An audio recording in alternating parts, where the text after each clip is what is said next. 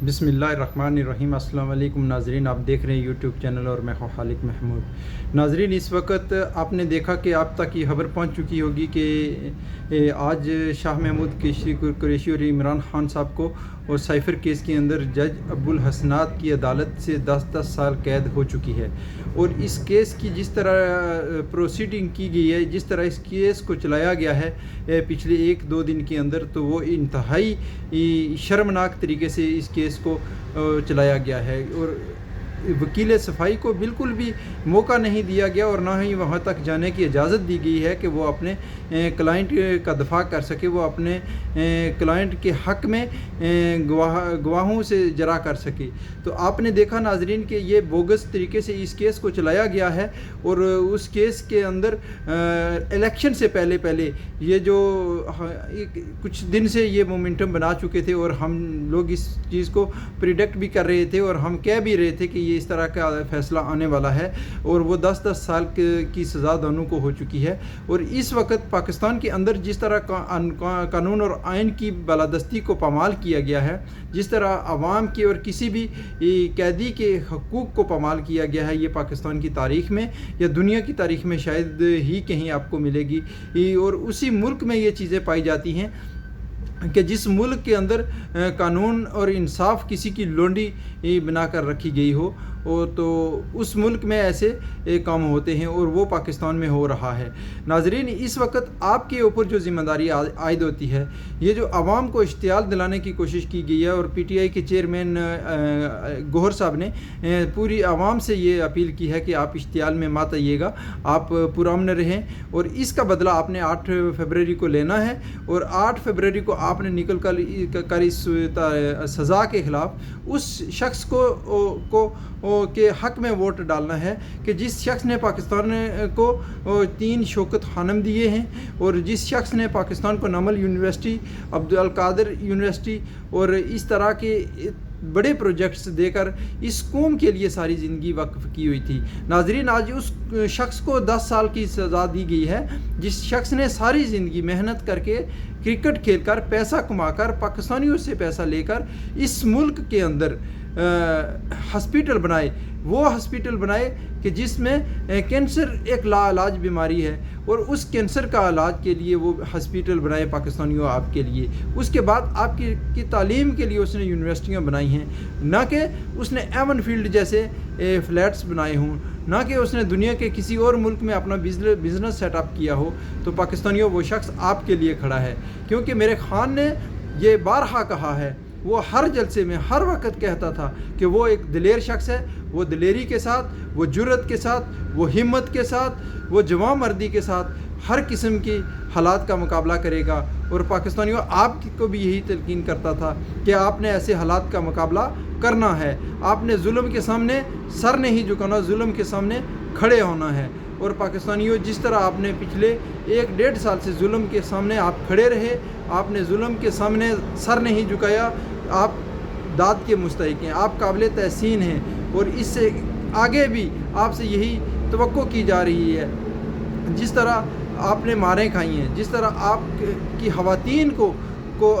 हरासा किया गया और जेलों में डाला गया इसी केस के अंदर, इन केस झूठे केसों के अंदर, तो पाकिस्तानियों, आपने खड़े रहना है। हम पूरे हालात के ऊपर नज़र रखे हुए हैं और मैं इस पर इम्पोर्टेड हुकूमत को और ये जो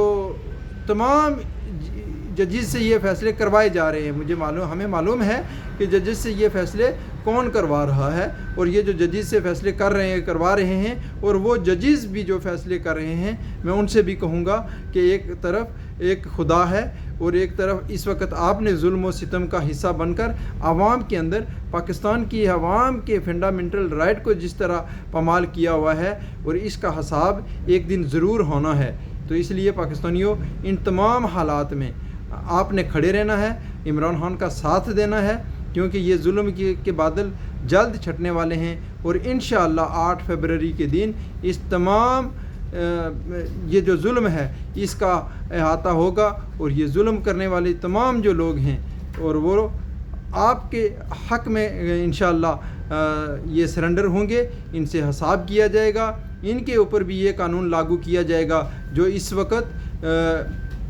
ایک عظیم لیڈر، ایک پاپولر لیڈر، جو 26 کروڑ عوام کا ایک پاپولر لیڈر ہے، اور جس کیس میں سزا دی گئی ہے۔ اب میرا ایک سوال ہے کہ سائفر کیس میں عمران خان کو 10 سال کی سزا دی گئی ہے، سائفر کیس ہے کیا؟ اگر ہم یہ سوال کریں، جب جج سے کہا گیا کہ آپ اس سائفر کو پڑھ تو لیں کہ اس میں کیا لکھا ہے، اب وہ سائفر جب امریکہ سے آتا ہے، جب ایک آپ کے امبیسڈر کے تھرو آتا ہے، تو پاکستانیوں وہ سائفر کس کے لیے آتا ہے؟ وہ سائفر آپ کے آرمی چیف جنرل باجوہ کے لیے آتا ہے۔ وہ جنرل باجوہ کو انسٹرکشن ہوتی ہے ڈائریکٹلی انڈائریکٹلی کہ آپ نے کل عمران خان کو پرائم منسٹر پاکستان کو ہٹانا ہے، ادروائز آپ کو معاف نہیں کیا جائے گا، اگر آپ نے ہٹا دیا تو آپ کو معاف کر دیا جائے گا۔ تو اس کے اوپر جب شاہ محمود قریشی اور عمران خان نے جج سے، عدالت سے یہ کہا، میں اس کو عدالت تو نہیں کہتا کیونکہ عدالتیں ایسی نہیں ہوتی، کیونکہ عدالت میں مجرم کو یا ملزم کو لے کے جایا جاتا ہے۔ وہ کون سی عدالت ہے جو مجرم یا ملزم کے پاس آ کے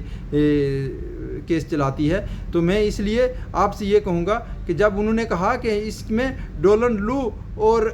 جنرل باجوہ کو ادھر لایا جائے، ان سے پوچھا جائے کہ سائفر میں کیا تھا، سائفر کی امپلیمنٹیشن کس نے کی، تو آپ نے سزا اس شخص کو دی جس